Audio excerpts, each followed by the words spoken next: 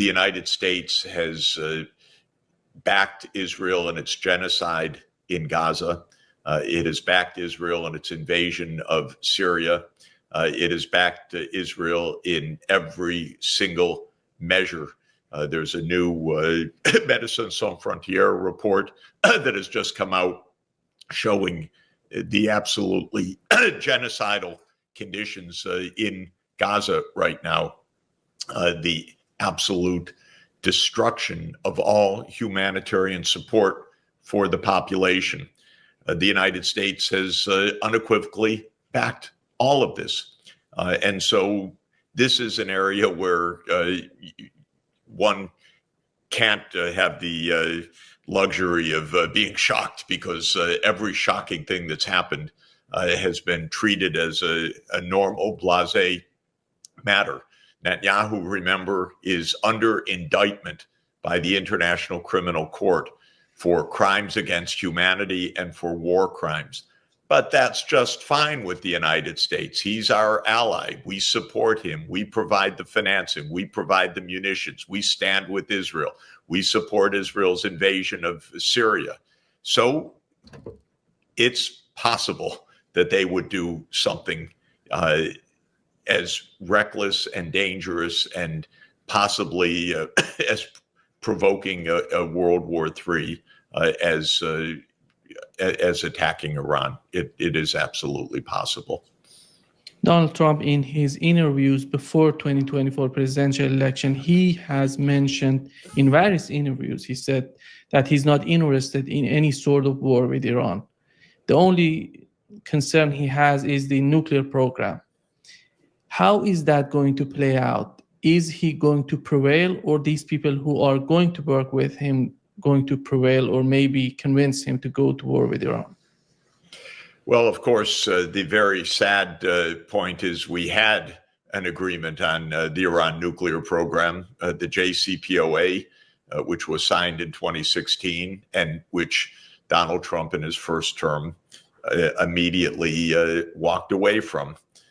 And now Iran is even closer to having nuclear weapons. And Iran is being threatened in its core national security by Netanyahu and by his rhetoric, and therefore implicitly by the United States every day.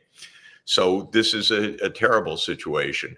We had situations like this in the past, for example, where the Clinton administration had negotiated an arrangement with North Korea to do exactly the same as the JCPOA aimed, and that was for North Korea to stop its nuclear program in return for many actions by the United States, a normalization of relations, an end of sanctions, a supply of energy technologies, and so forth. Even the Clinton administration, which had negotiated these terms, did not follow through because of domestic U.S. politics.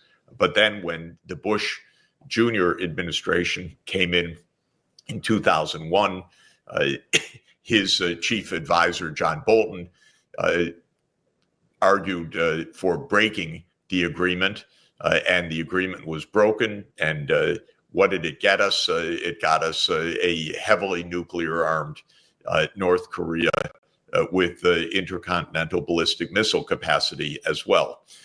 So this is a typical American approach.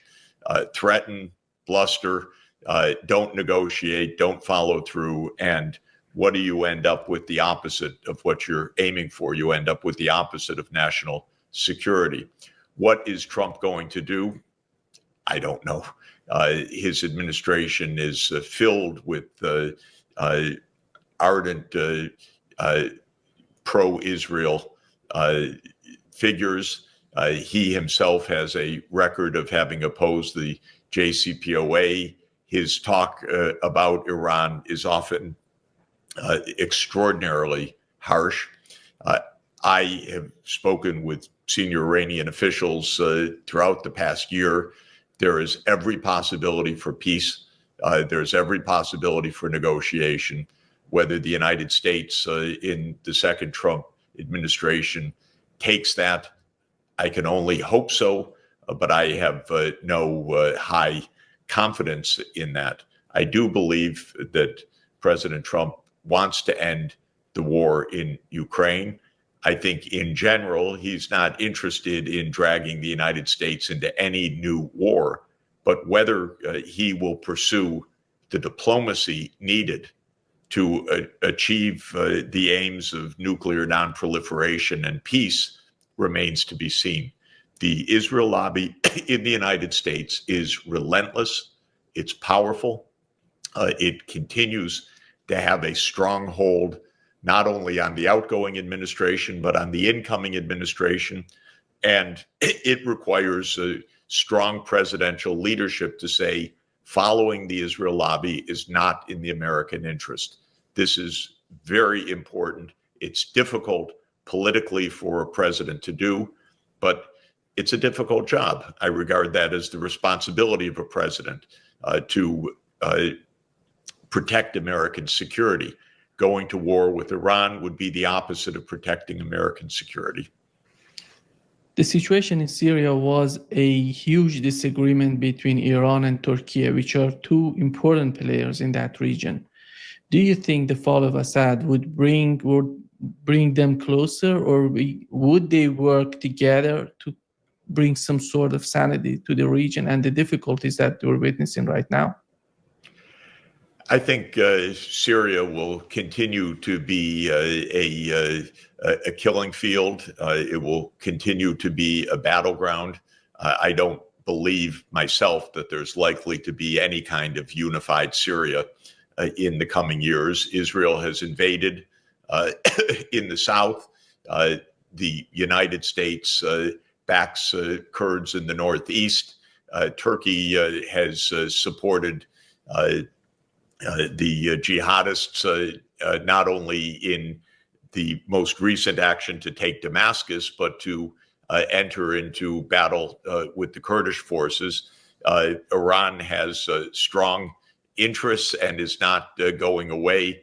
The idea that this is somehow in any way likely to be settled strikes me as very, very over-optimistic.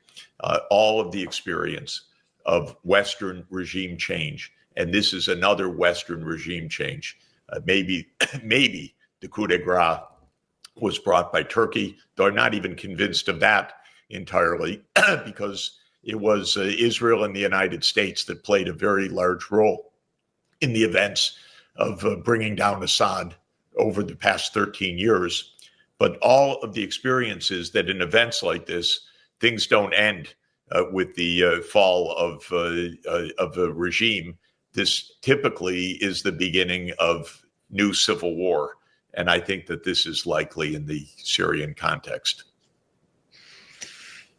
In your opinion, the situation in Syria would strengthen the rapprochement between Iran and Saudi Arabia, or the Donald Trump's presidency and the way he's talking about the region would draw a line between Shia Sunni, and as we saw it before? I think that there are strong reasons that go beyond Syria for the rapprochement of Iran and Saudi Arabia, not the least of which is that each of these two countries actually wants normalcy and economic development. They actually do not want ongoing war. I think Israel and the United States are the main provocateurs in the region. And I think the failure of the diplomacy to establish peace through a state of Palestine alongside the state of Israel is strangely enough, even though that's just one corner of the Middle East, it's the remaining dominant factor for the continued war. And the reason is that Israel remains on a rampage throughout the region, in Lebanon, in Syria, in wanting war with Iran, of course, its genocidal actions in Gaza, in its immediate determination, it seems, to annex the West Bank. In all of this, Israel is a great destabilizer. And as long as the United States steadfastly backs that destabilization, there cannot be peace in the region. But there is a common interest of Iran and Saudi Arabia in not having this spill into a generalized regional war. And this is the direction it will head if there is a breakdown in that new rapprochement, or if the United States continues to back Israel in its, I think, utterly reckless and destructive vision of the greater Israel, so-called. We had a meeting between Erdogan and Ursula von der Leyen in which they were talking about the sovereignty of Syria. UN Secretary General Antonio Guterres, he talked about it again.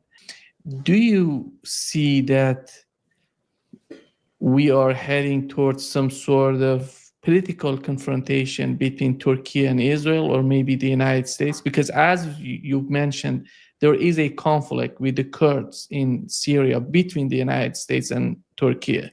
How is that going to play out between Turkey and Israel? Everything is possible right now in the Middle East. Israel wants wider war. It wants to pull Trump into a wider war. There will be people in his government that want a wider war. There will be people that oppose it. And Netanyahu definitely is angling for a wider war. So, unfortunately, in our world, the decisions of a few people shape the fates of tens or hundreds of millions of people, or even billions of people.